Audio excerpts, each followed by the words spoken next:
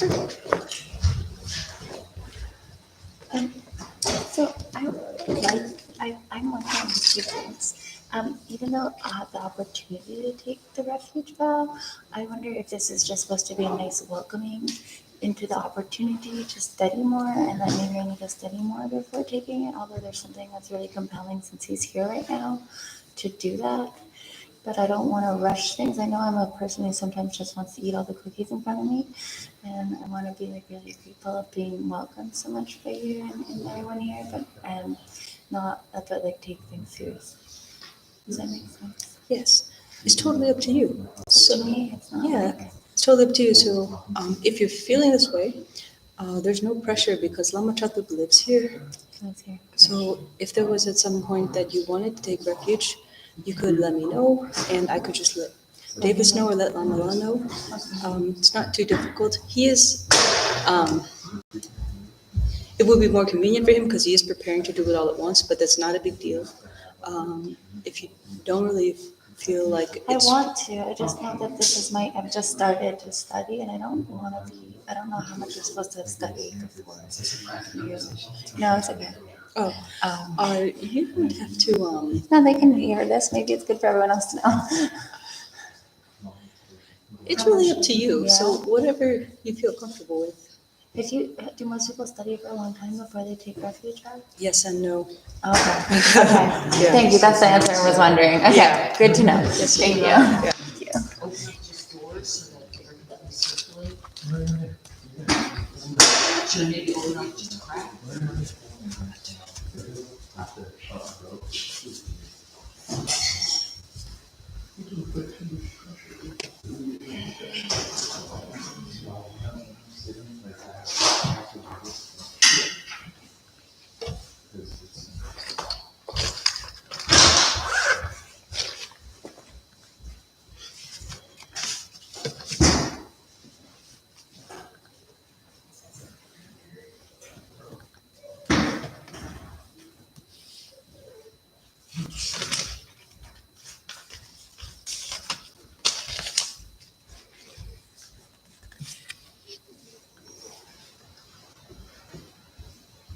Chime? Yeah. I think I'm not ready to take the vow. Okay. Okay. I'll just how let much hair do they take off? What? Do I have to have my hair cut to take the vow? Oh, they do like this, and then they'll take like two or three strands. That's it? Yeah, he doesn't take much. Oh, because at the medicine refuge I went to, they took more. I'll take it. Okay. Thanks. You're welcome.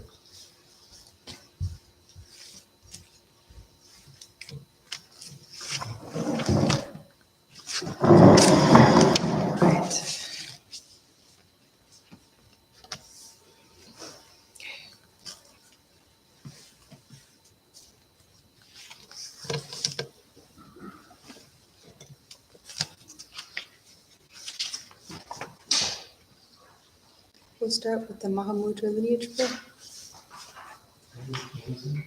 We're going to start with the Mahamudra Lineage prayer.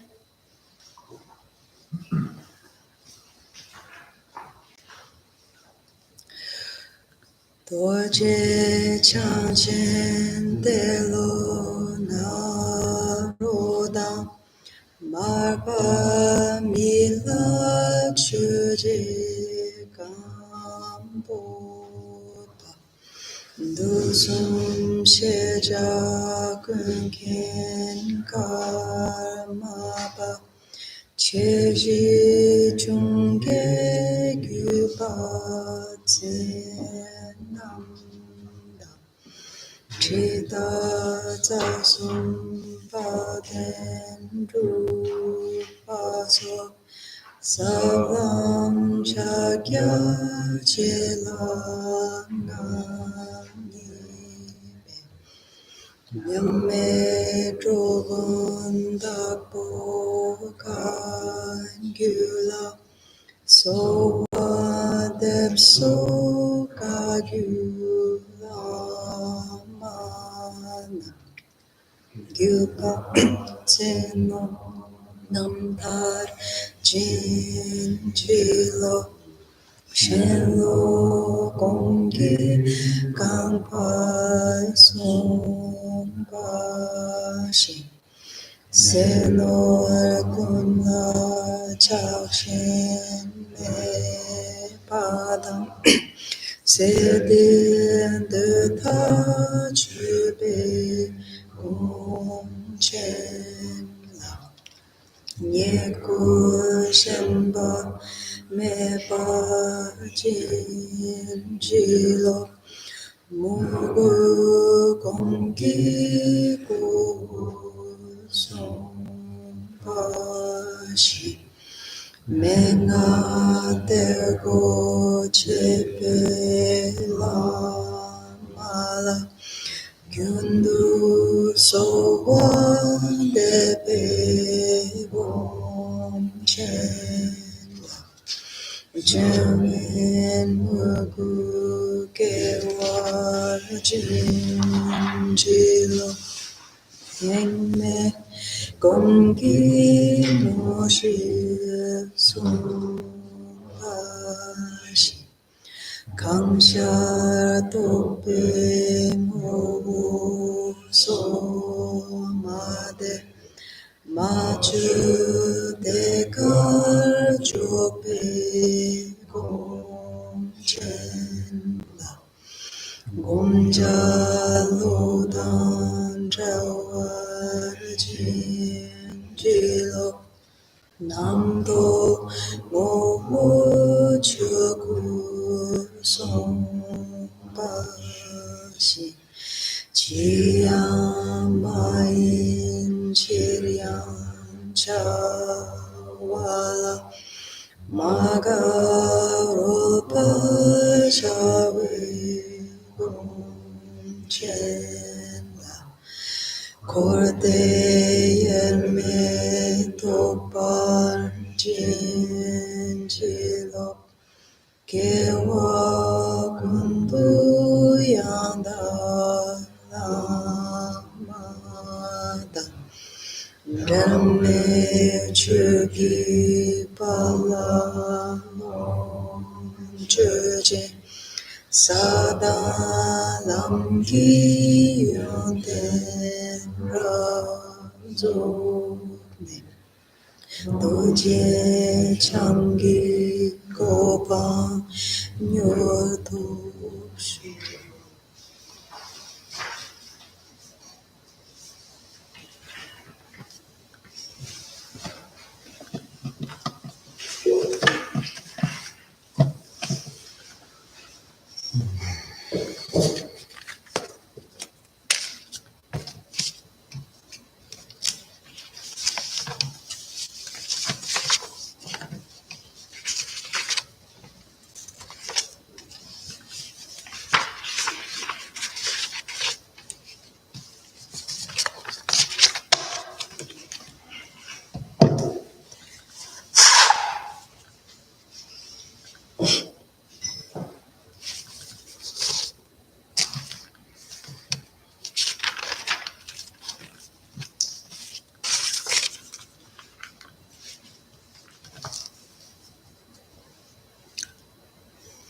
Good afternoon, everybody. So before lunch, we took a look at the 5 wisdoms that were listed on page 12. And we were left wondering which obscurations correspond with the 5 wisdoms. And so I'd like to speak a little bit about that.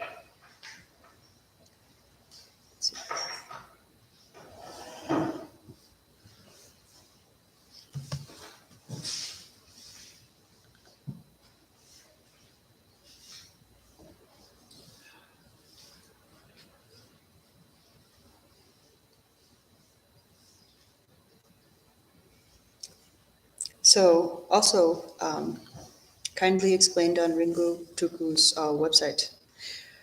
The essential nature of a Buddha or Bodhisattva is that they have embraced the enlightened qualities of the 5 Buddha families.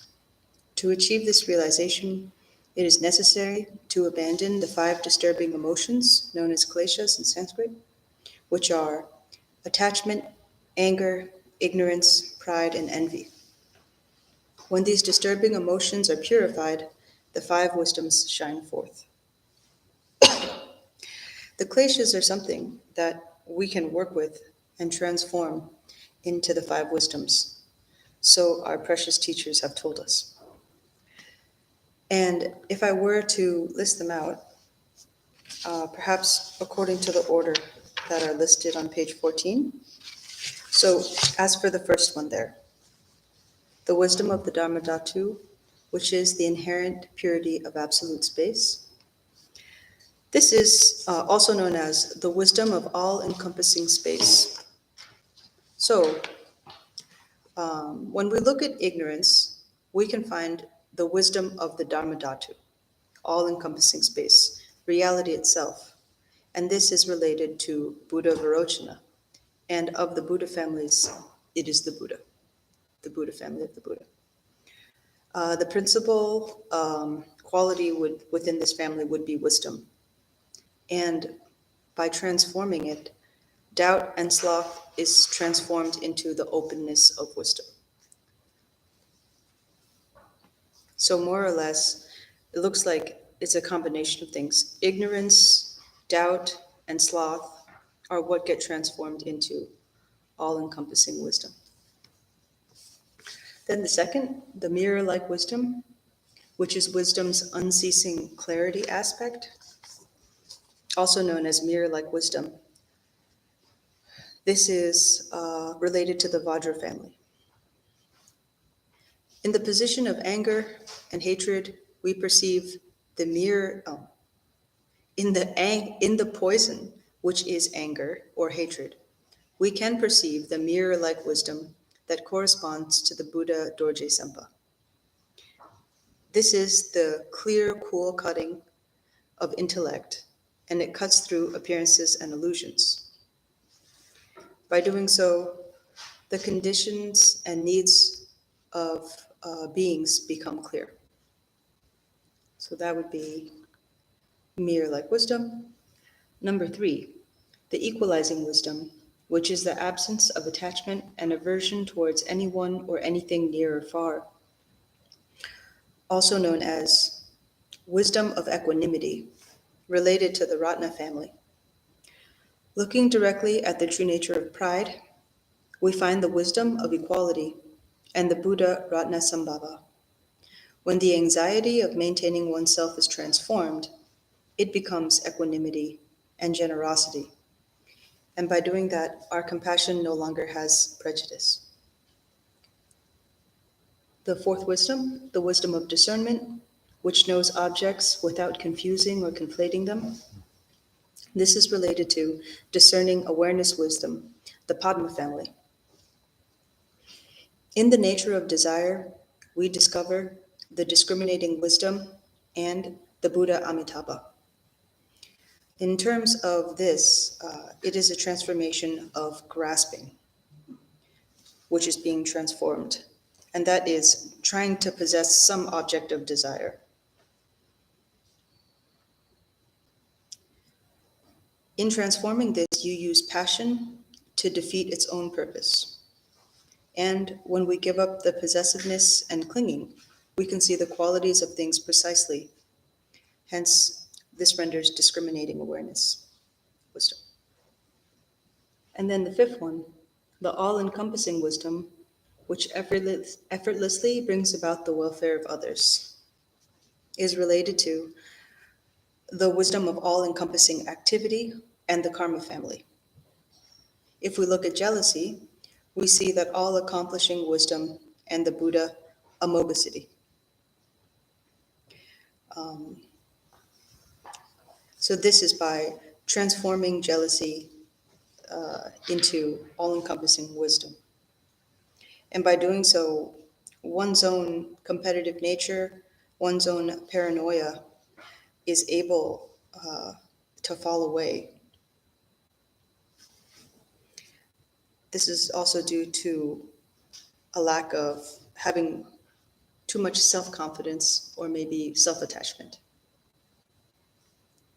So those are the 5 wisdoms explained also in terms of the klesha that actually, you could say, maybe, I don't know about covers them, but contains them in some way, if transformed. And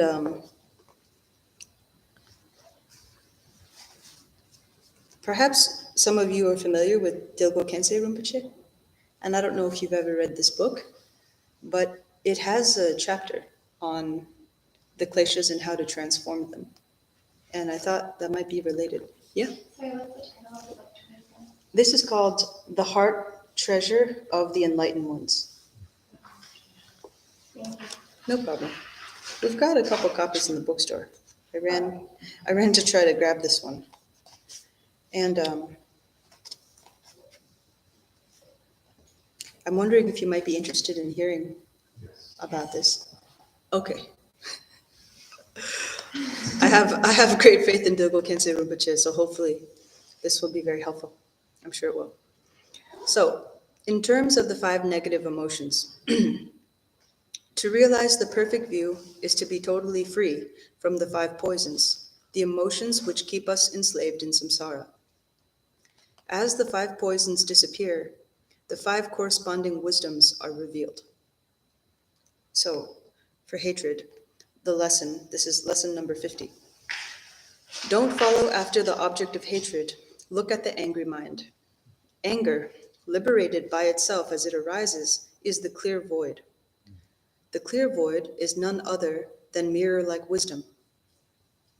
In the self-liberation of hatred, recite the 6-syllable mantra. How does samsara come about? As we perceive everything around us with our 5 senses, all sorts of feelings of attraction and repugnance arise in our minds, and it is from these feelings that samsara arises.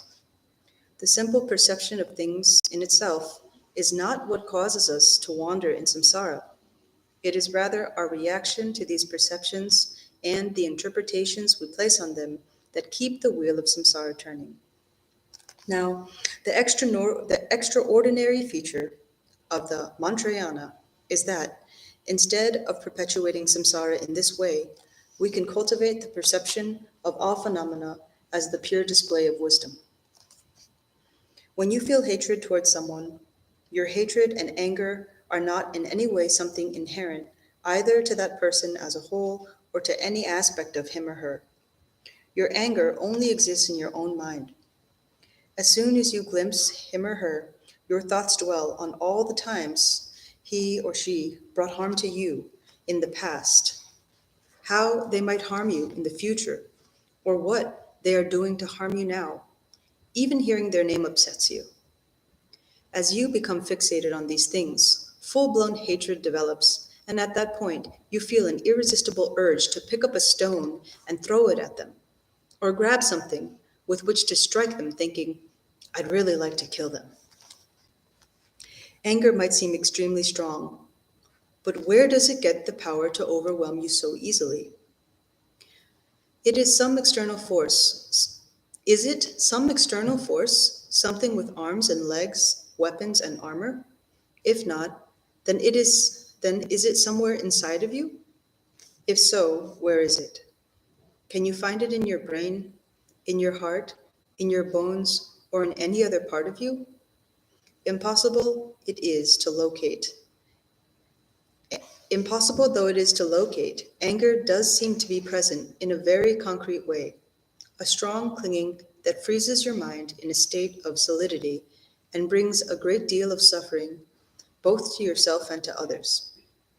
Just as clouds, too insubstantial to support your weight or to be worn as clothing, can nevertheless darken the whole sky and cover the sun, so in the same way, thoughts can obscure the pristine radiance of awareness. By recognizing the void, transparent nature of mind, let it return to its natural state of freedom. If you recognize the nature of anger as void, it loses all its power to harm and becomes mirror-like wisdom. But if you fail to recognize its nature and give it free rein, it will be no less than the very source of the scorching and freezing torments of hell. People usually think of the overpowering and destruction of an adversary as a positive accomplishment, but this is unquestionably not the viewpoint of the Buddhist teachings. When anger erupts, do not pursue it, but instead look at the nature of anger itself. It is just a void fabrication within the void expanse of your mind. For innumerable lives, enslaved by your own aggression, you have accumulated immeasurable negative karma. From now on, be more prudent, remembering that anger is the seed from which all the torments of the hells can grow. Eradicate anger, and there can be no more hell realms. Instead of having so-called enemies, therefore, the real target of your hatred should be hatred itself. If you do not pursue angry feelings, if you do not alienate yourself from others with anger, if your anger is liberated into its true nature, then that is mirror-like wisdom, a mirror in which others are reflected as yourself. Were an angry thought ever to arise in Chenrezig's mind, it would simply make his wisdom even more brilliant. Furthermore, when you understand clearly that anger cannot be inherent in an outer object, and that the inner angry mind is devoid of any tangible existence, you will feel spontaneous compassion radiating out to all beings, especially to those tormented by the fires of anger. Long ago, in one of the Lord Buddha's previous lives, when he was a bodhisattva in the form of a snake, some cruel children caught him and tortured him to death. Had he wanted, the bodhisattva could have annihilated them with a single glance. But as his heart was free from the slightest thought of anger, that was not what he did. Instead, he prayed that through the connection they were making with him by killing him, they would in the future become his disciples and be led by him to enlightenment. This exemplary courage and patience was the result of his complete realization of voidness and compassion. Anger is the mortal enemy of liberation, since one moment of anger destroys virtue accumulated over eons. To eliminate anger is therefore one of the principal aims of a bodhisattva. So, strenuously maintaining the discipline of patience, recite the 6-syllable mantra. As it is said, there is no greater wrong than anger and no greater discipline than patience. That's his teaching on transforming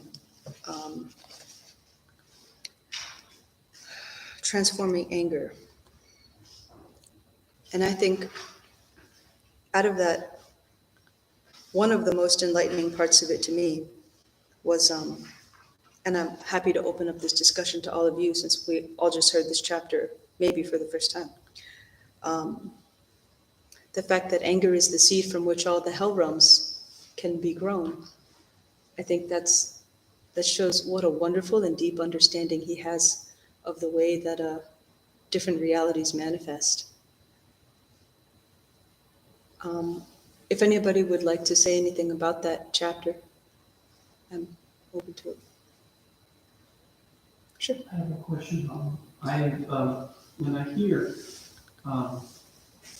mirror-like wisdom and then the transparent clarity of wisdom, I think I think in a very perhaps interesting way, but a mirror is not transparent, right? Can't see through a mirror. But when you said and when you read that it reflects back the nature of other beings as yourself, can you talk a little bit about? There was a phrase in there that seemed to help me understand the difference between mirror-like and something else that's transparent. There's two different natures or two different aspects, and I was hoping maybe you could just clarify. Yes. I think maybe one way to understand the word mirror like here is the clarity of it. So like when you look into a mirror, you see back clearly, if it's a clear and undistorted mirror, you see clearly your face and all its features and exactly how you are.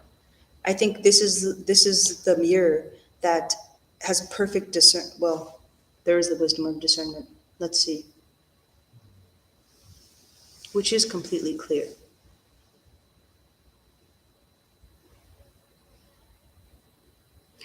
This is the wisdom that cuts through appearance and illusion.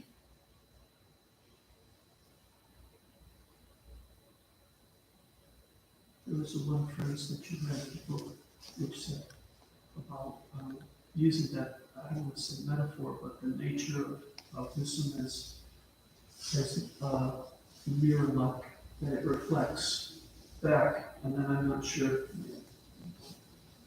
Say after that. Let's see. Is it maybe this part? By recognizing the void, transparent nature of mind, let it return to its natural state of freedom. If you recognize the nature of anger as void, it loses all its power to harm and becomes mirror-like wisdom. So definitely, well, really, the transparent is referring to the nature of your mind. The nature of your mind is transparent. But that anger itself is void, and anger transformed becomes this mirror-like wisdom. So is that something that when we look at other things, it reflects back to us to say what we perceive in ourselves is out there as well?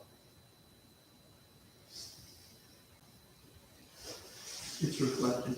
Perceptions. Yes, I mean, I think it has to do with perceiving things clearly. Because I think this chapter is talking about how when we are angry towards other people, we think that there is something dislikable about that person and that we have these strong feelings. But if you were to look at it, those feelings aren't really anything at all. And once you've been able to kind of push them aside, you just see the person for who they are very clearly, as if like that person might see themselves in a mirror, the clearness of it. Or as we are ourselves. Yes, that too, especially if you maybe hold negative feelings towards yourself. Also, those can be cleared away. I hope that helps. It does. Thank you so much.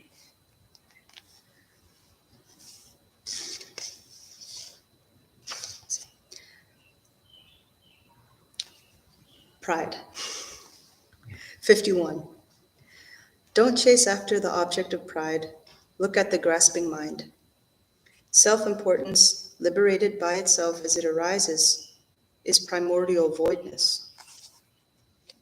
This primordial voidness is none other than the wisdom of essential sameness. In the self-liberation of pride, recite the 6-syllable mantra. Whenever we acquire some admirable quality, some particular knowledge or skill, pride arises in no time and spoils that positive attribute, whatever it might be. Overwhelmed by self-importance, dazzled by our own beauty, intelligence, learning, and power, we are completely blind to all the genuine and perfect qualities of the great teachers. But in reality, even if ordinary people such as ourselves, lost in samsara's delusions, sometimes happen to have a few good qualities, these are sure to be far and comparable virtues of the great beings. Our own are as minute as a speck of flour. Indeed, the virtues of which we feel so proud are very often defects in disguise. So well-rounded and unstable talents you may have, there is absolutely no reason to feel proud of them. As the saying goes, just as water never collects on top of a mountain peak, true worth never collects on top of the crag of pride. Pride stops you developing devotion, wisdom, or compassion. It closes you off from the teacher's blessing and impedes all progress on the path. So, to avoid the dangers of pride, it is important to examine yourself honestly. If you analyze pride carefully, you will find that it is not inherent in whatever you feel proud of, but is produced by the grasping mind. If you always stick to a modest position and keep your mind humble, pride will vanish like morning mist. A mind free of the grip of pride remains always in Chenrezig's wisdom of essential sameness.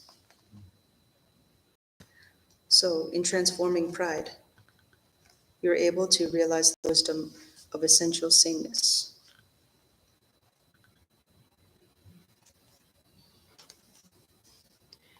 And for us, that was, again, that is realizing the wisdom of equanimity and the Ratna family. So the equalizing wisdom, in case you guys are taking notes for each of the families.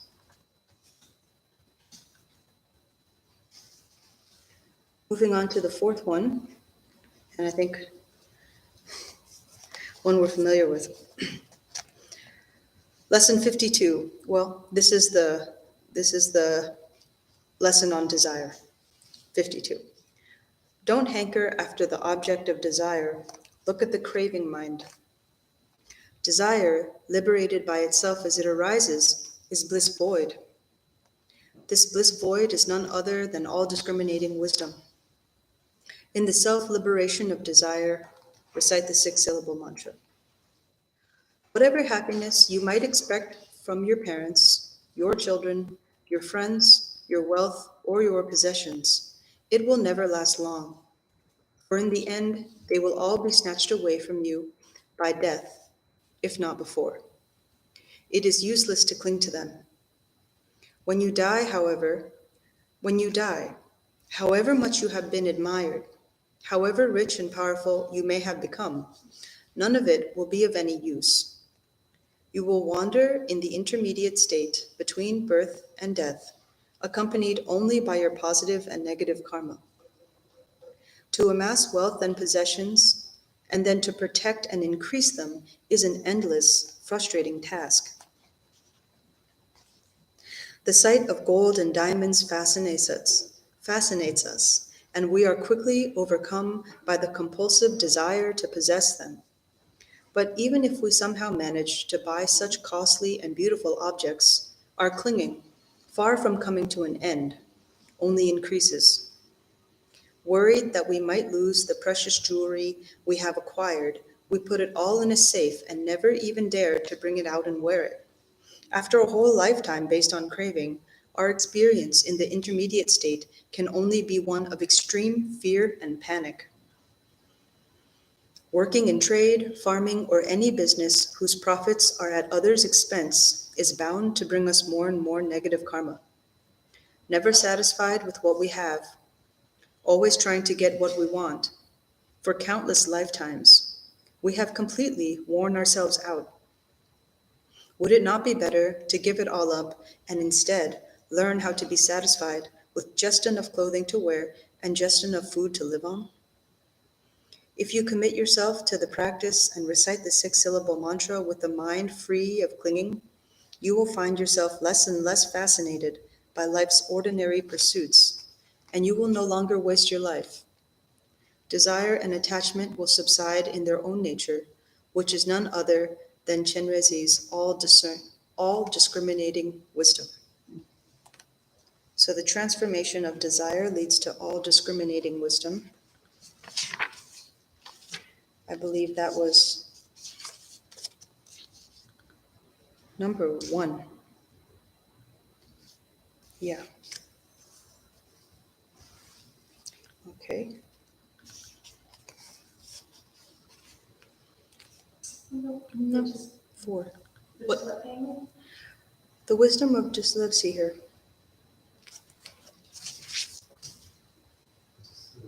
4. Padma. 4. So the wisdom of discernment, which knows objects without confusing or conflating them, also known as discriminating awareness wisdom of the Padma family, which is, when corrupted, manifests as desire. Jealousy, 53. Don't follow after the object of jealousy. Look at the critical mind. Jealousy, liberated by itself as it arises, is void intellect. This void intellect is none other than all-accomplishing wisdom. If the self-liberation of jealousy, in the self-liberation of jealousy, recite the 6-syllable mantra. An ordinary person feels jealous of anyone whose achievements are equal to or greater than his own. Here again, however, jealousy is not something inherent in the object of your jealousy. It is just a fabrication of the mind. Whenever a jealous thought arises, simply recognize it for what it is and rejoice with all your heart in the superior achievement of the other person. Once you allow jealous thoughts to proliferate, they can develop an inordinate intensity. An example is the story of Devadatta's jealousy of his cousin, Gautama, which was the Buddha. Even after Gautama became the Buddha, Devadatta tried repeatedly in all sorts of malicious ways to vie with him. His jealous deeds were such that eventually the earth opened beneath his feet and he fell into the fires of hell. There, experiencing terrible torments, he repented, crying, "From the depths of my heart, I take refuge in you, Gautama." Although in a future life, he was to take rebirth as a Pratyeka Buddha. In that life, even the Buddha could not save him. Envy, therefore, is a very serious fault. Never fall under its influence. Just by feeling great joy in your heart at others' achievements, for example, at the vast offerings someone might be making to the 3 jewels, you will be accumulating the same merit as that person. Instead of being infatuated by your own achievements, instead of falling prey to jealousy, rejoice at the inestimable virtues of others, especially at the deeds of the Supreme Beings. This is none other than all-accomplishing wisdom itself. So, all-accomplishing wisdom.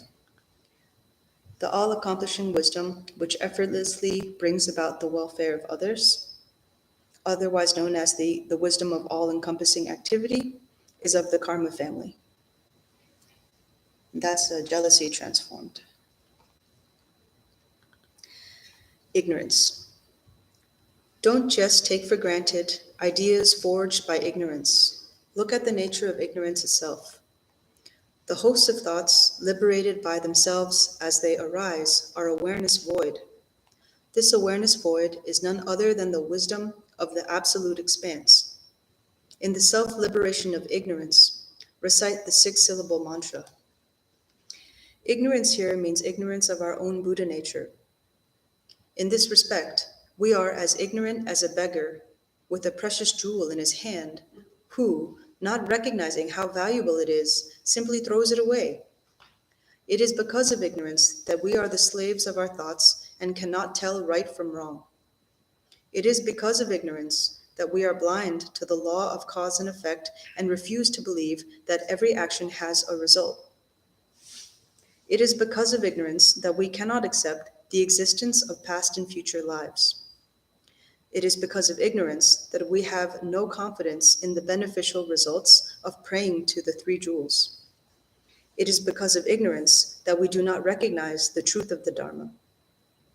Ignorance is at the very root of the 84,000 negative emotions. For as long as we fail to see that the true nature of everything is voidness, we insist on believing that things really exist. And this is the source of all deluded perceptions and all negative thoughts. I'll mention sometimes people refer to voidness as emptiness, so perhaps you can think of that term as interchangeable. However, ignorance is not everlasting, like the permanent darkness of a cavern deep underneath ground. Like any other phenomena, it can only have arisen from voidness and therefore can have no true existence. Once you recognize the void nature of ignorance, it turns into the wisdom of the absolute expanse.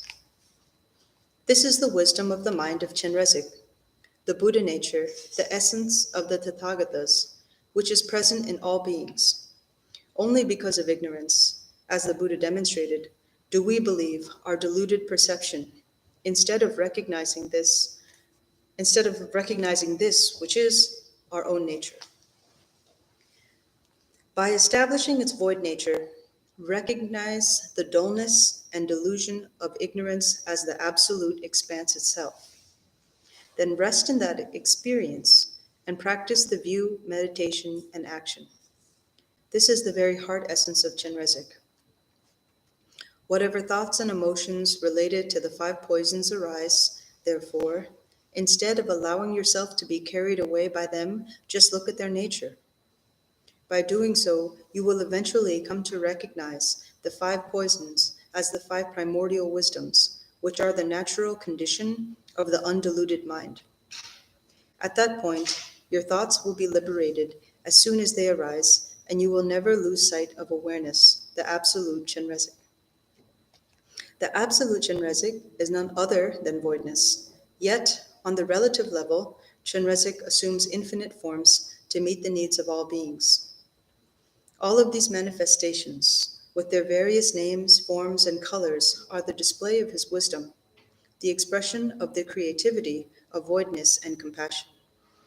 In particular, Chenrezig displays 5 main forms which correspond to the 5 aggregates in the 5 realms of samsara. The next 5 verses explain the transformation of the 5 aggregates or skandhas into the 5 aspects of Chenrezig. And we'll stop there. But thank you to Dilgo Khyentse Rinpoche for his explanation and commentary on transforming the 5 poisons. And thank you for asking the question that started this. Okay. What's that word? That was a little bit of a digression from our topic for the weekend, but still, I think it's really helpful to hear about it. Yeah. The 5th one there. No problem. This one was for ignorance. Ignorance refers to the wisdom of all-encompassing space. So in the handout, it's number 1. The wisdom of Dharma Dhatu, which is the inherent purity of absolute space, otherwise known as the wisdom of all-encompassing space. And that is related to the Buddha family. Yeah. No problem.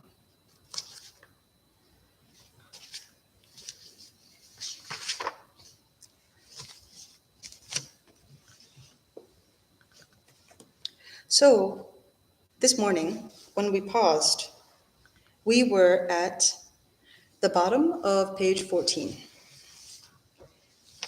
We're working our way through Patrul Rinpoche's commentary on Refuge and Bodhichitta.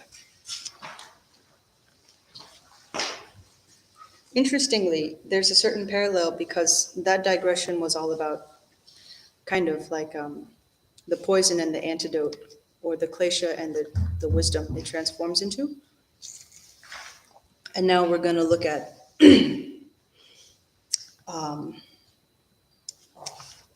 we'll find ourselves looking at certain practices we can do to counterbalance certain negative habits and certain negative habits we tend to develop. In any case, let's turn to generating bodhicitta. So, generally, there are said to be 2 levels of bodhicitta, the relative and the ultimate, which we were discussing this morning. Relative bodhicitta is the mind that is intent upon attaining perfect enlightenment for the sake of others. And ultimate bodhicitta is the wisdom that directly realizes emptiness. You can say that ultimate bodhicitta helps to really fortify the relative bodhicitta. But typically, relative bodhicitta is kind of the one that we can try to engage with first. Relative bodhicitta itself can be further divided into aspirational bodhicitta, which is like the wish to go somewhere, and the bodhicitta of application, which is like actually making the journey, and corresponding to the 4 immeasurables and the 6 perfections, respectively.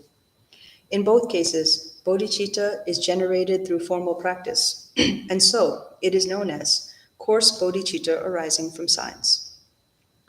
Ultimate bodhicitta only arises through the power of meditating on the path and is therefore known as subtle bodhicitta, which is gained through reality itself. Relative bodhicitta has 2 points or aspects: compassion, which is focused on sentient beings, and wisdom, which is directed towards perfect enlightenment. If either of the 2 aspects is lacking, then it will not be the bodhicitta of the Mahayana, and so it is important that they are both complete.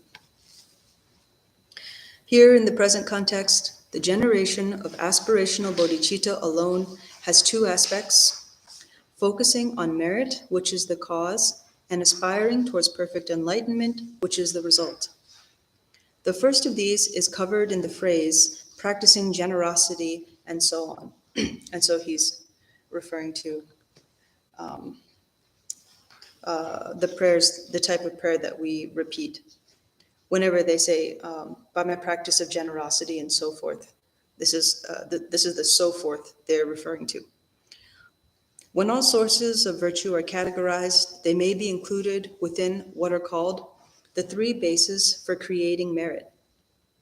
These are the creation of merit through generosity, the creation of merit through discipline, and the creation of merit through meditation. When we relate these to the 6 paramitas, or the 6 perfections, the first 2 relate to the paramitas of the same name, and the creation of merit through meditation relates to patience, concentration, and wisdom. Diligence assists all of them. The 6 paramitas are also based on specific states of mind. The first, generosity, is an attitude of giving. Discipline is an attitude of renunciation. Patience is an attitude of imperturbability, or never being bothered by anything. 4, diligence is the attitude of enthusiasm. Concentration is non-distraction. And 6, wisdom is the precise discernment of phenomena. The second aspect of aspiring towards the result of perfect enlightenment is covered in the phrase, may I attain Buddhahood for the benefit of all beings. This is the actual bodhicitta endowed with the 2 points or aspects. For the benefit of all beings is the thought of who we are practicing for, and is focusing on sentient beings with compassion. May I attain Buddhahood is longing for what we are practicing towards, and is wisdom directed towards complete enlightenment. It is therefore the aspirational bodhicitta, which is to think, through all these sources of virtue of mine, may I attain Buddhahood for the benefit of all sentient beings who are as infinite as space. In addition, there are the 5 precepts of aspirational bodhicitta, which are never giving up on sentient beings, continually reflecting on the benefits of bodhicitta, exerting yourself in the methods for accumulating merit and wisdom, applying yourself to the training in bodhicitta, adopting and abandoning the 8 wholesome and unwholesome dharmas.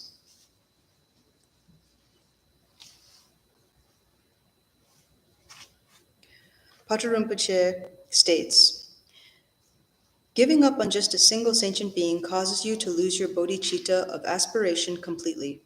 So, develop a wish to benefit all beings. Reflecting on its benefits causes you to develop enthusiasm and apply yourself to arousing bodhicitta. So, reflect continually on the benefits to be gained from generating bodhicitta.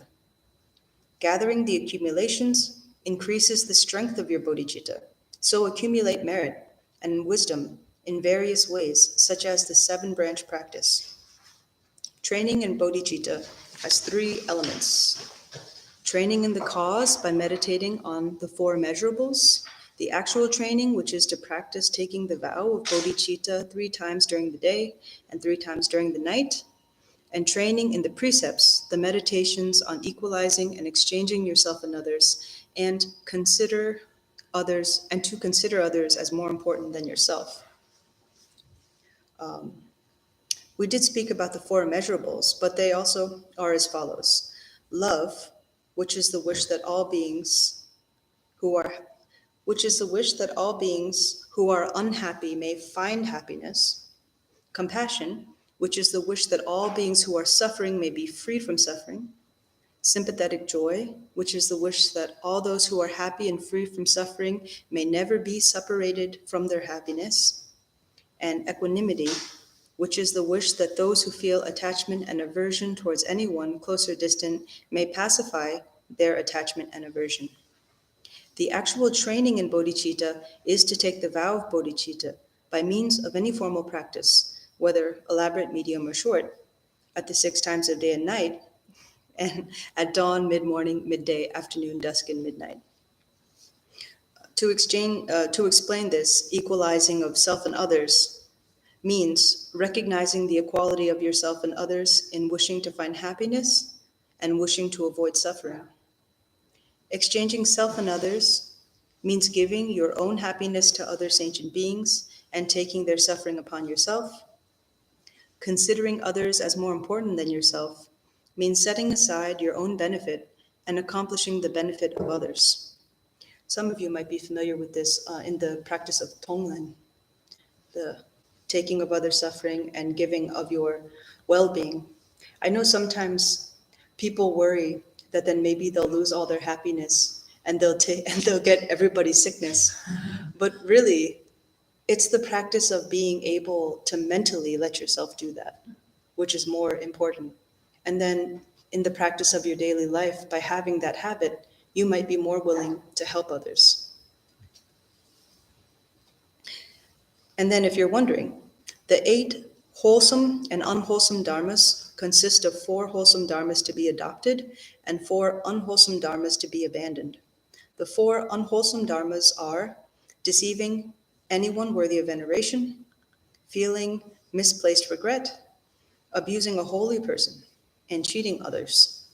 And the 4 wholesome dharmas are being careful never to lie, even at the cost of your life, setting everyone on the path to enlightenment, showing similar respect to bodhisattvas as you would the Buddha, and being honest to all beings. If you apply yourself to these practices, you will never forget the mind of bodhicitta in all your future lives, and all the qualities of the bhumis and paths will develop and increase like a waxing moon. Virtue. So, thank you to Patrul Rinpoche for that. And also, thank you very much to Lotsawa House for making these teachings available and for translating them. So thank you very much for the translators. Can I say a little something about Tonglen? Sure. I found sometimes that when I just can't let go and I'm really upset, Tonglen has been very useful. Because when you're exchanging yourself with others, it just seems to just lower that whatever it is, it just seems to almost empty it out, which is counterintuitive. You'd think if you're taking on everybody else's suffering, it would make you suffer more, but it does the opposite. Mm-hmm. It's really, really interesting. It's I found it's very effective when I just cannot calm my mind. Mm-hmm. That's what works. It really helps to counteract self-grasping and self-cherishing. Mm-hmm. Also, I think the impulse to feel sorry for yourself, Yes. it kind of inverts that. Mm-hmm. Yeah. Another good practice for this type of thing is Chö Yes. practice, the great generosity of offering the body. So even if really it's more so mental or visualizing, it helps to counteract the impulse and the feeling and the habit, which is really the root of the problem. So they're really helpful. So in this instruction that Patrul Rinpoche gave on the Refuge and Bodhisattva Vows, he mentioned how accumulating merit strengthens your bodhicitta. And he suggested doing so by reciting the 7-branch prayer. So we can turn to the 7-branch prayer, and we have prints by the window. I made a prints for everybody. We can pass it out. Sure. That's just my. It's there. Yeah. And his entire was like.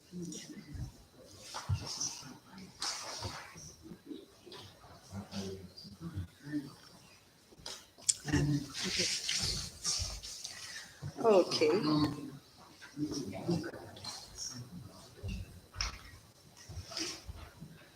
Does everybody have a copy?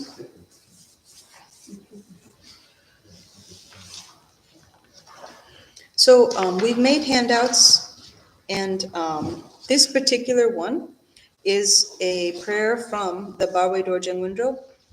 However, in general, the seven branch prayer is pretty universal. You might see it slightly different based on the text that it's from. Sometimes it can be a little bit different contextually, at least in the beginning. Nevertheless, the seven branch prayer always has those 7 types of practices that they list. So you'll notice that in this prayer, it begins with taking refuge and generating bodhicitta. And then it proceeds to list the 7 branches of practice. Would anybody be willing to read this prayer? Sure, Stacy. Okay, thanks. For the continuing combined practice, first go for refuge. Namo. I go for refuge from my heart to the Trikaya Guru. In order to liberate beings, I generate bodhicitta. I prostrate, offer confess wrongs, rejoice in virtue, request to remain without passing and to teach Dharma, and I dedicate virtue. Having gone for refuge, generate bodhicitta. Thank you very much. All right.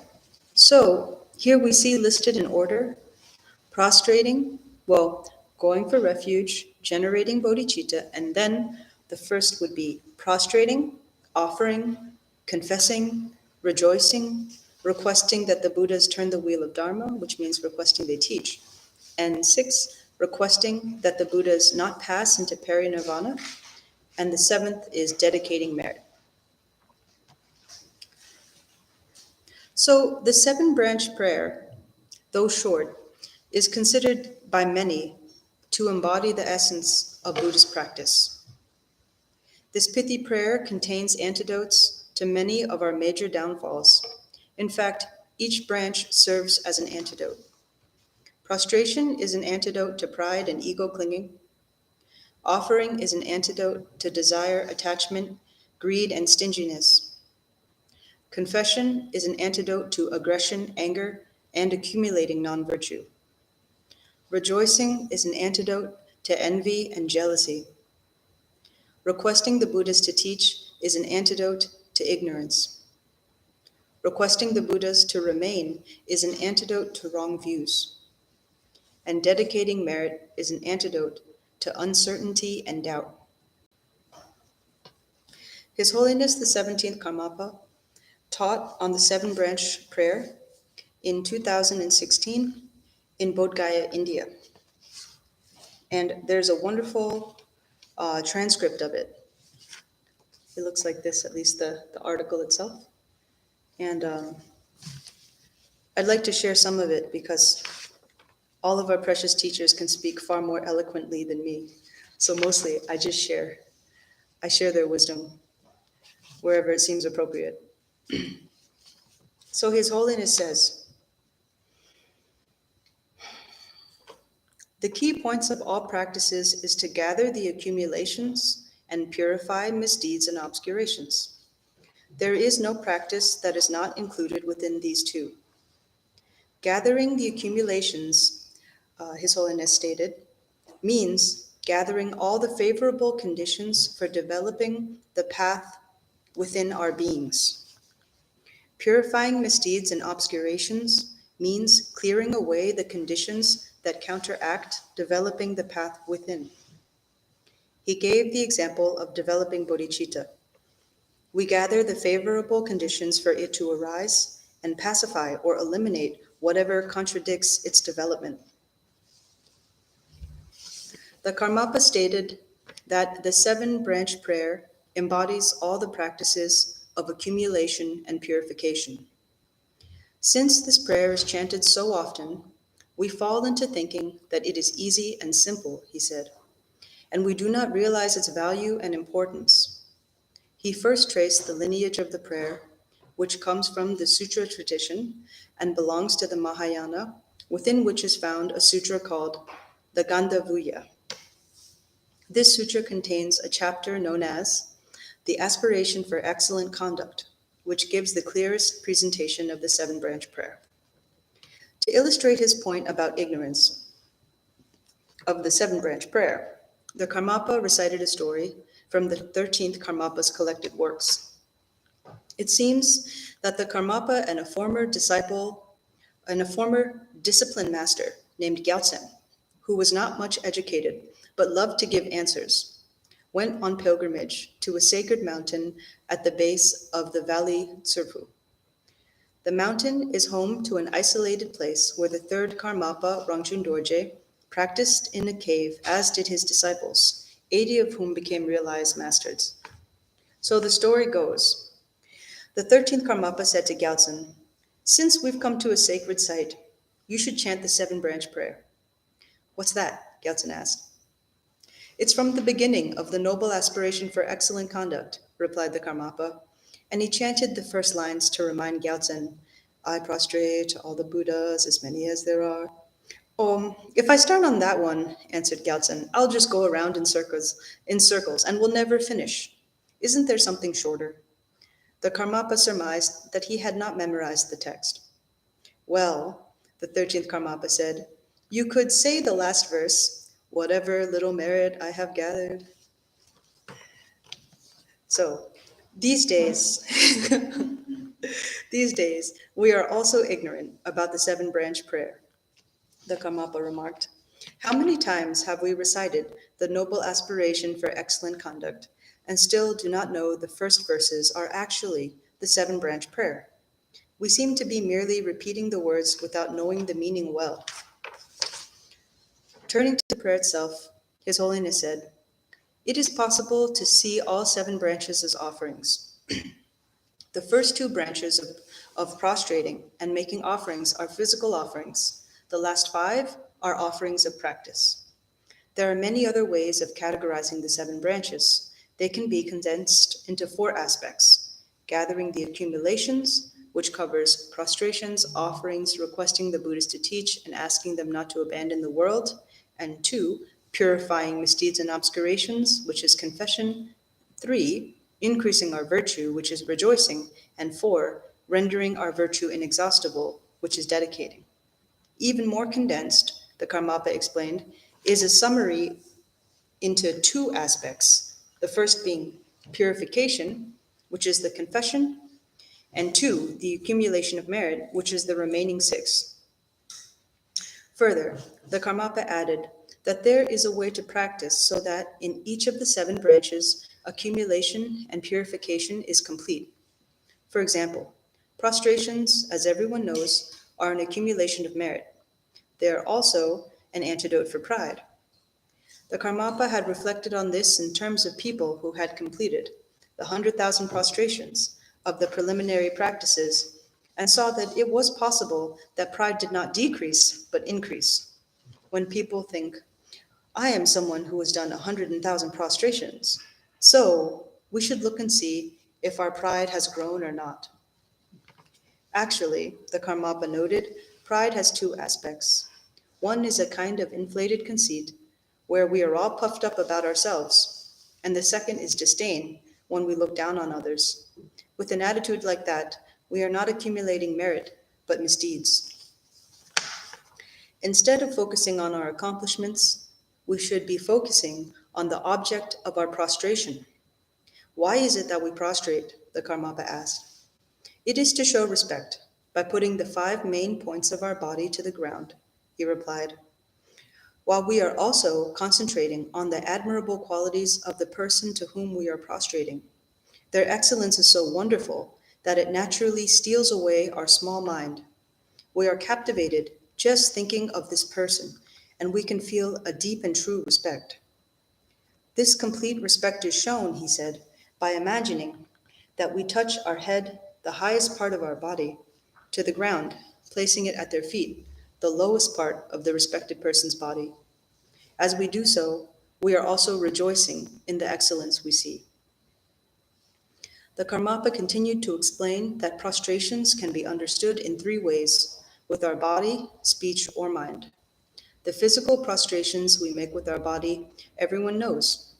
There are also variations between countries and times. Even the four main traditions in Tibet have slightly different ways of prostrating. Prostrating through our speech, he stated, refers to the verbal praise and the tribute that we make to celebrate the positive qualities of a teacher. Prostrations with our mind means showing profound respect and a feeling of great faith in the person to whom we are prostrating. When we make an authentic prostration, our minds are filled with genuine respect. His Holiness then talked of how sometimes we deviate from these true ways of prostrating.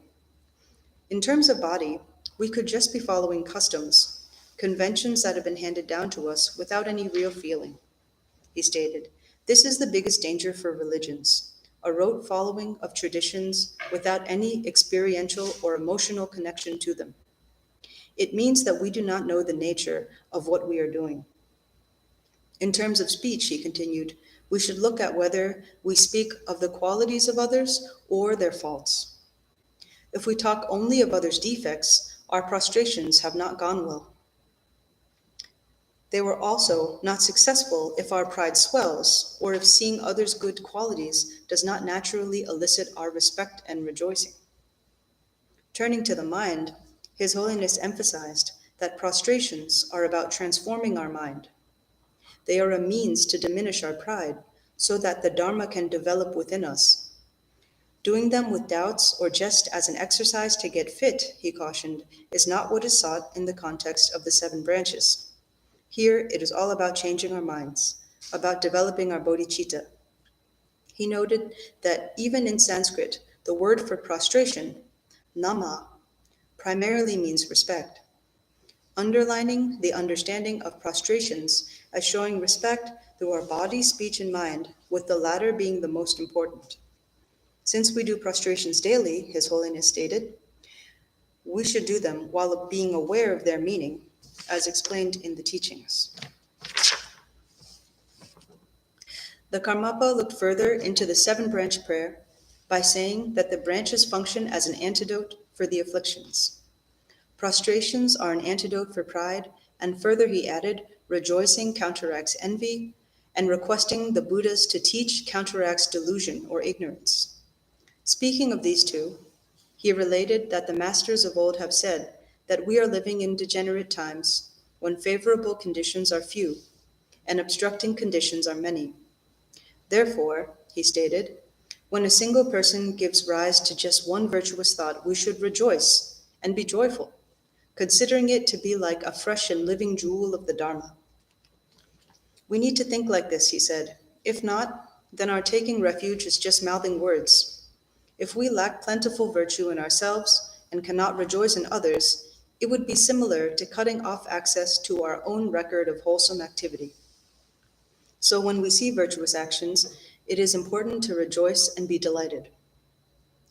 Requesting the Buddhas to turn the wheel of Dharma, the 6th branch, is a remedy for ignorant delusion.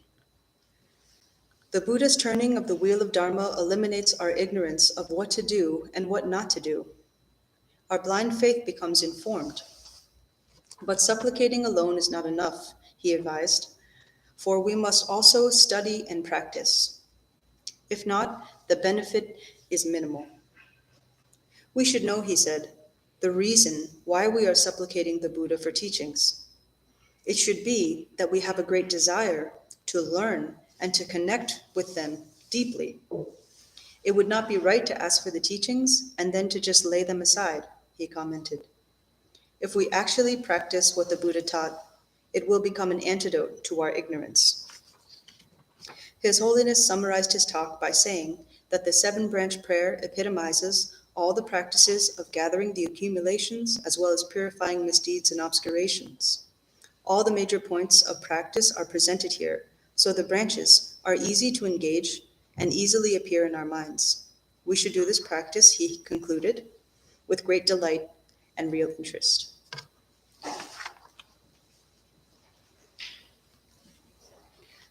So a deep thank you to His Holiness for elaborating on the 7 branches and how to do them properly.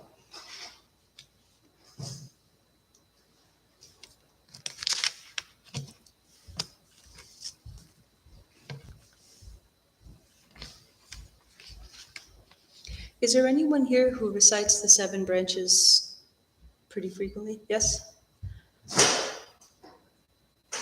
Do you feel that the reciting of them helps you to counteract some of the things that were stated? So it was only about a week ago when I finally memorized it. I have a different version actually. Mhm. My practice is a little bit different because I did try the accompanying visualization, and it's definitely different than you definitely experience something a little bit different when you're doing that than just like reciting it without doing the accompanying visualizations. So definitely, I think so.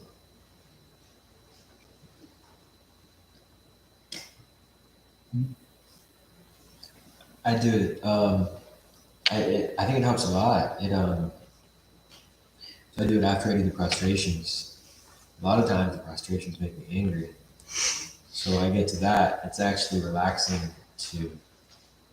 If I'm frustrated, I do it first, and then so I do it. I think the second time I do it, I'm kind of like relaxed, and it's calming. It's really nice. Definitely. I also think reciting the 7 branch prayer has a really calming effect. I don't know whether it's the way it's written or just maybe all the things you visualize yourself doing, and maybe in the sequence that you do it, kind of helps you to not be so hard. It kind of like softens you up a little.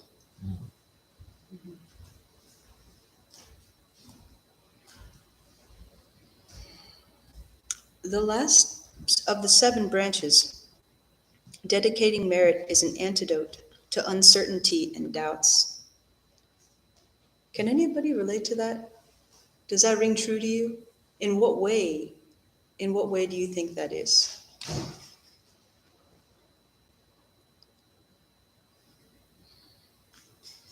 Could you be more specific? Sure. So it's taught that the 7th branch, dedicating merit, works as an antidote to our uncertainty and our doubts. I guess I'm curious what that might mean for you or you.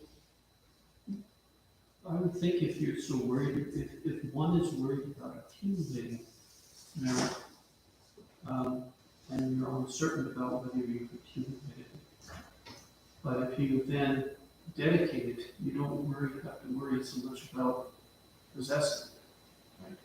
Definitely. If you can dedicate something, it affirms that you actually That there is that something. there is something. And if you, in that action, it's dispelling, any doubts that you have, that there is something precious Mm-hmm. that you have accumulated Mm-hmm. in the actions that you took. And I think that's very important.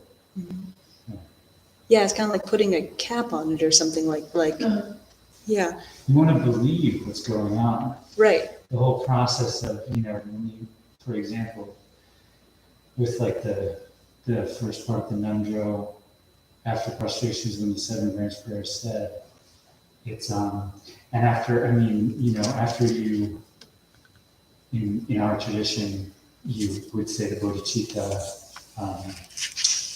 I guess you would make the Bodhisattva vow, kind of, after you do prostrations. And so it's kind of like, and then at the end of all of that, you have something. And if you mix that with firm belief, that's something that's extremely precious, what you've done. And so to give that away is an extremely kind and generous act. And, but to be fair, that belief waxes and wanes. And it's always not, it's not always perfect, but if it can be done, like it was shared yesterday, it's like do 100,000 prostrations to get one good one. Mm-hmm. It's like when it does click, Mm-hmm. it's very good. Yeah. Definitely.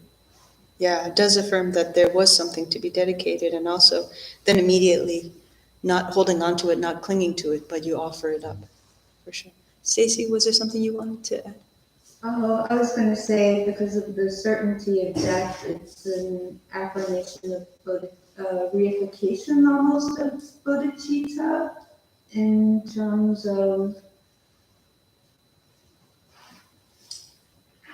that it's an, as you said, it's an antidote.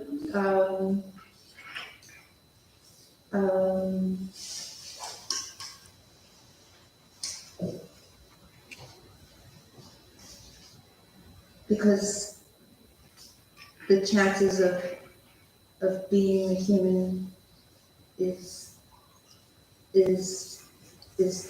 aren't great. Right.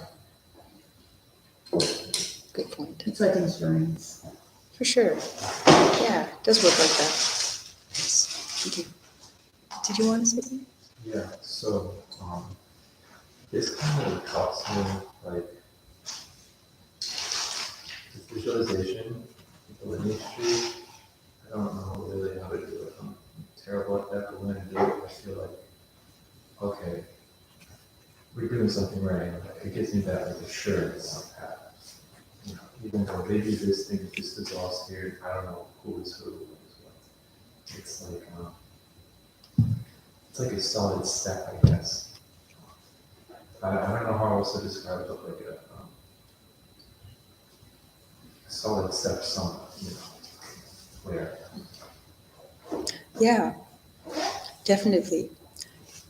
So I feel like whenever we're trying to do something virtuous, like if we're trying to visualize something, even if it's difficult and we can't really see everything clearly or we know who everybody is, so visualizing, recitation, prostration, whatever it might be, even if it's not perfect, the act of doing it is very meritorious.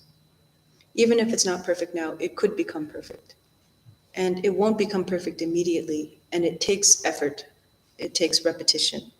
And the act of doing that is very meritorious. So there's certainly merit, and there's merit that can be used or put towards something virtuous. So when we take that merit and dedicate it towards the awakening of all beings, it's both affirming that we did something that was good and that virtue was accrued, and that we can use that towards accomplishing something wonderful.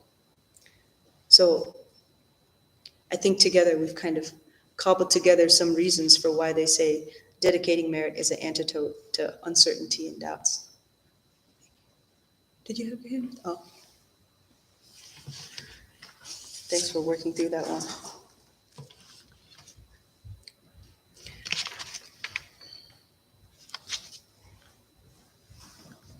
In addition to all this, Ringo Rinpoche expands upon the fourth branch of practice within the 7-branch prayer. And that would be rejoicing. And so I thought it might be nice to share a little bit about the branch of practice that is rejoicing. Rinpoche states that rejoicing is much emphasized in Buddhism. It is another aspect of compassion. Our habitual tendency is such that while it is not so hard to empathize regarding someone's suffering, it is much more difficult to do so regarding someone's success. We tend to feel jealousy, for example, thinking, she's doing so well, I should be doing just as well, or even better. We are not very happy about somebody doing better than we are. Developing the quality of rejoicing means cultivating the habit of being happy when someone else is happy, delighting in another's success.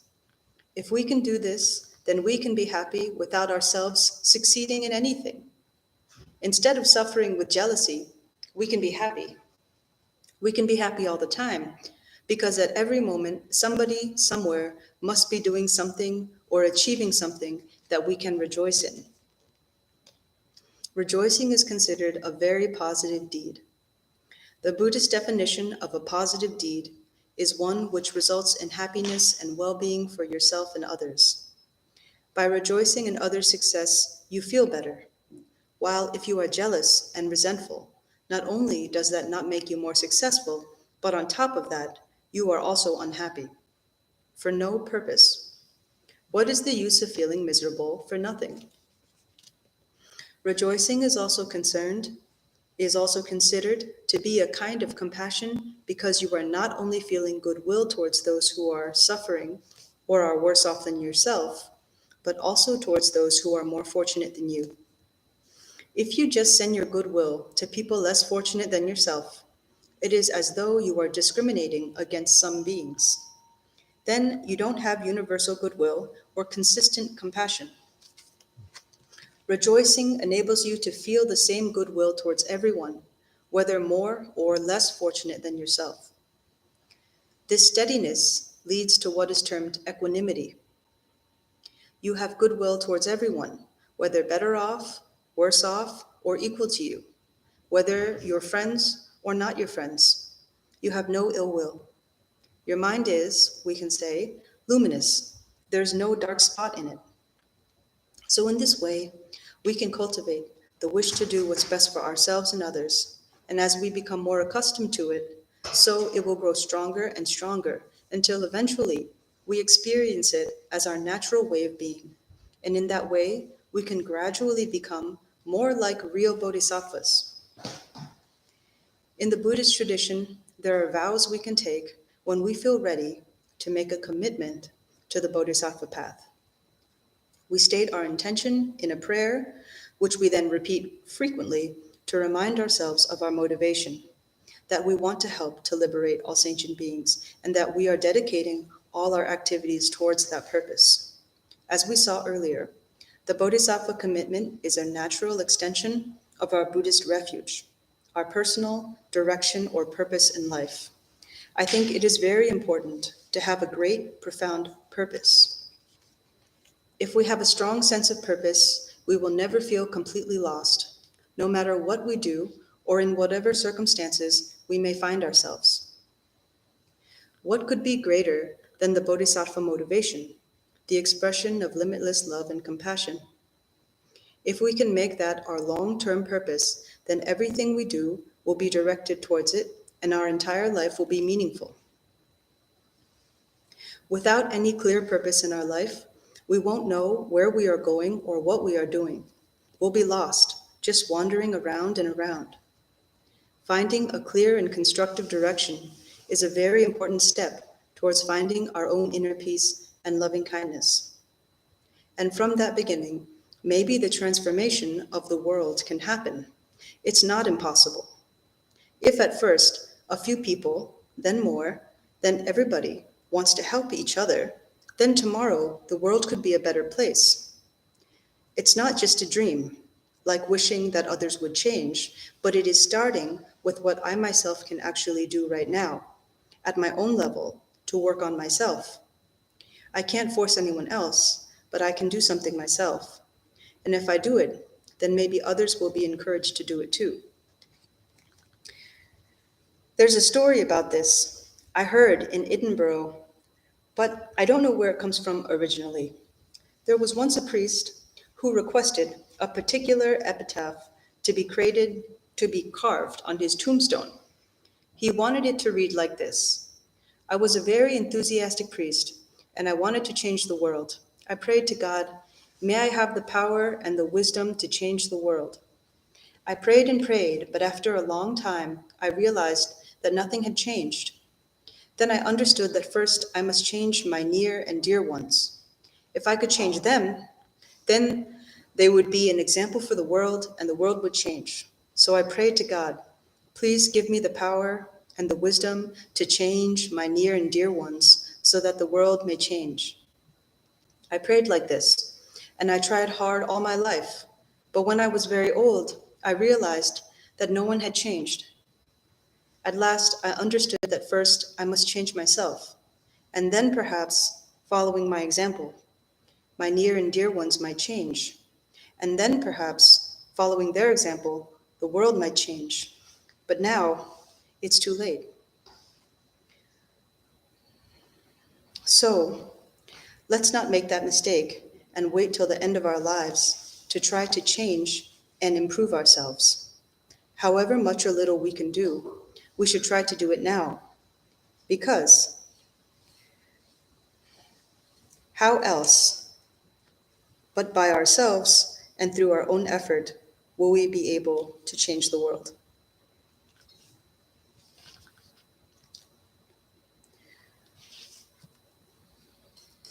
I think maybe that's a good place to pause for this weekend. We can, if we'd like, open up to general questions and answers if there are any. We have 5 minutes maybe. I know we've been asking questions all along, but even if they're unrelated or something. Is there any kind of take-home homework or thoughts that you have us reflect on in the next week to go over this or to follow up that would be more concrete this in our own practices, or is there anything that you'd recommend in that kind of way? Maybe one of the best things you could take away from this weekend might be the 7-branch practice. So Okay. this handout, I agree in thinking that it's very useful in helping to put us in a wholesome mind state about everything really. So if you just read it to yourself, like in your own mind, it may be helpful. Would you recommend that daily or Yes, in moments of things are on my wall or? I would Sorry, I'm say gonna ask this is super. probably daily in the morning. Maybe. Morning? Yeah, probably before you get up and go interact with the world. Okay. It's a good one to read.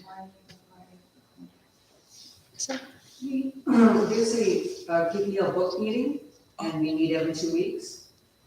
It's free, and it's wonderful, and there's a couple people in this room. So you're welcome to join us. The contact person is Michael Harris, and it's Tuesday nights every 2 weeks. So that's one, you're welcome. It's really a great resource. We read books together. What book are you reading now? We're about halfway through Bardor Rinpoche's Practical Guide to Mahamudra, and it's absolutely fantastic. And, I think everybody, you've been to teachings by Bardor Rinpoche. He's just so fluent in English. So it's just really, really beautifully written, just very simple and to the point, and it's absolutely great.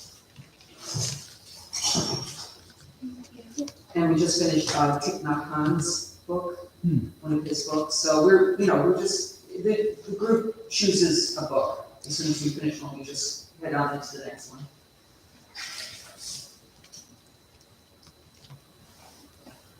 So I just had a question, like, with the 5 Buddha families, I know that there's like a lot about Amitabha out there, there's other schools, Pure Land and stuff. Why does Amitabha particularly get that much sort of following, whereas like the other Buddha families, why aren't, like, for instance, Akshobhya, why aren't they as expanded upon? good question. Buddha Amitabha, if I'm not mistaken, is he not the origin of Chenrezig? I thought he was like the father of Padmasambhava and Chenrezig. He's a bit of he's a Buddha from which many others are originated. I think for that reason, he's very venerated. Yeah. And then as for why some are more popular than others, it could possibly just be because of the proclivities of the students or disciples, whichever ones they kind of resonate with. And sometimes certain traditions become very strong and popular and have a lot of followers. And then, like, naturally, those teachings get preserved, reproduced, and practiced maybe more than others. It is hard to say why some particular deities and some particular traditions end up becoming more popular than others. Kind of hard to say. Also, I think in the scripture they said people in this world system have special connection to they will change. So it's it's like karmic connection. Mm-hmm. So that's why sometimes it was emphasized. I guess even Buddha Sakyamuni, and he recommended this practice to feel his student.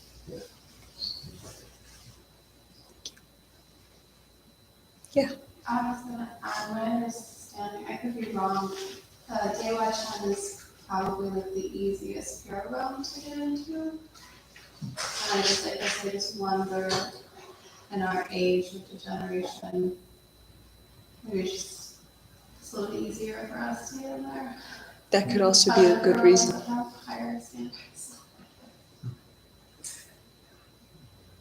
I think I read that it was created just for that purpose, Yeah. so that it was easy to get into. And you also have access to all of the other pure lands from there. Good reasons. Yeah. As a teacher, would you recommend reading Norbu's book, The Mirror, or not? Is it too outside of this tradition to read it? Norbu's book, The Mirror? Are you familiar with it? Not sure, but I mean, I wouldn't discourage it. If you feel interested in that topic and you'd like to learn more about it, then I think it's okay.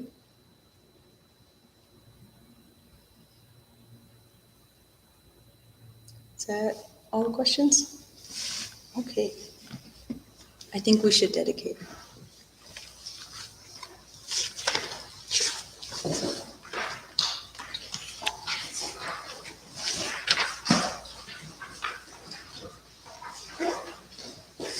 Page 7.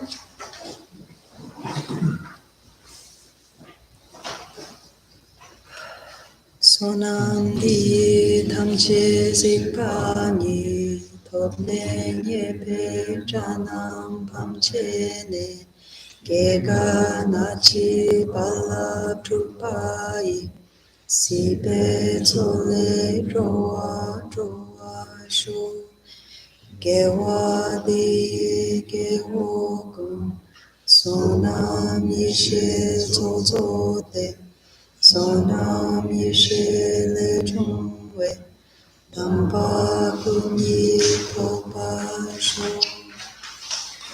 chanchu semne rinpoche make panam ge gyurji ge pa nyamba me padam gomne gomdu pewa shu senchen tamche dedam den gyurji Nyenro tamche takdu tongpa shu Chanchu sempa kanda sashupa Dita kungi monam trupa shu Sanchen rike zuzin dampe Karu gyalkun du shel du lingpa yi Sake me 좀 대부 상한 주시시 좋다 갸베 다시소.